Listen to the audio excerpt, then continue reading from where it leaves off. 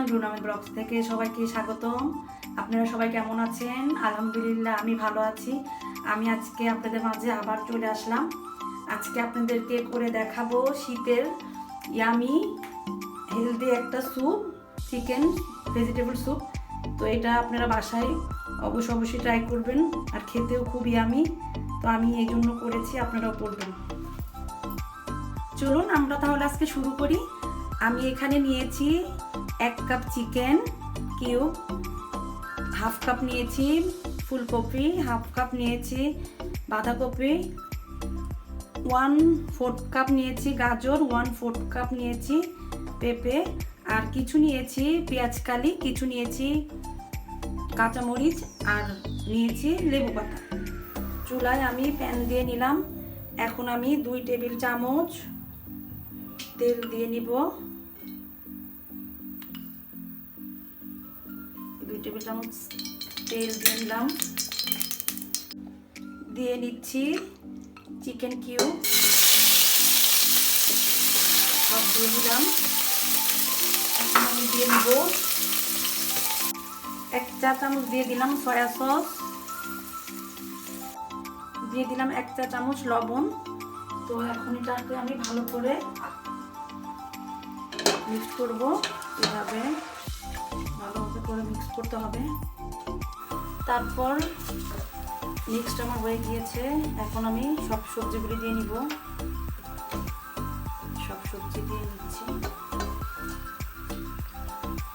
সব সবজি দেওয়া আমার হয়ে গিয়েছে। এখন আমি 1 চা চামচ আদা পেস্ট দিয়ে নিলাম। ভালোভাবে মিক্স করব। এভাবে সব ভালোভাবে মিক্স করবেন। দিয়ে নিচ্ছি 2 মগ পানি। 2 মগ পানি দিয়ে নিলাম।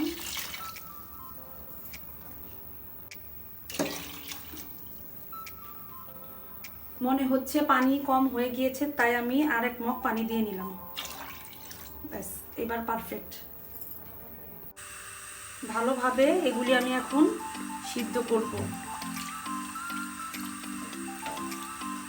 সিদ্ধ হয়ে গিয়েছে। এখন আমি হাফ চা চামচ দিয়ে নিচ্ছি ব্ল্যাক পেপার। তারপর দিয়ে নিব 1/4 কাপ টমেটো সস। তারপর ভালোভাবে মিক্স করব। এভাবে ভালোভাবে মিক্স করবেন। ফ্লেভারটা সুন্দর চলে আসছে। 2 টেবিল চামচ কর্নফ্লাওয়ার দিয়েছি, একটু পানি দিয়ে মিক্স করে এখন আমি দিয়ে নিচ্ছি। এভাবে দিয়ে নিলাম। তারপর এখন আবার দিয়ে নিব আমি ডিম একটা ফেলে নিয়েছি। এখন আমি আস্তে আস্তে করে ডিমটা দিয়ে নিব। এভাবে ডিমটা দিয়ে নিব। দেখেন কি সুন্দর লাগছে, খেতেও খুবই ইয়ামি হবে। টেস্টের জন্য হাফ চা চামচ টেস্টিং সল্ট দিয়ে নিলাম। আপনারা না দিলেও পারেন। আবার মিক্স করব। তো এখন আমি সব দিয়ে নিব, কাঁচামরিচ, পেঁয়াজ কালি, লেবু পাতা সব দিয়ে নিচ্ছি। ওয়াও, কি ডেলিশিয়াস স্যুপ হয়ে গেল আমার চিকেন ভেজিটেবল স্যুপ। আপনারাও বাসায় ট্রাই করবেন। যেহেতু এখন শীত, যত পারেন শীতে সবজি দিয়ে স্যুপ বানাবেন।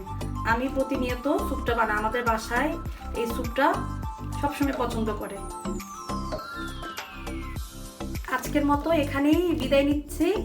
আল্লাহ হাফেজ, সবাই ভালো থাকবেন।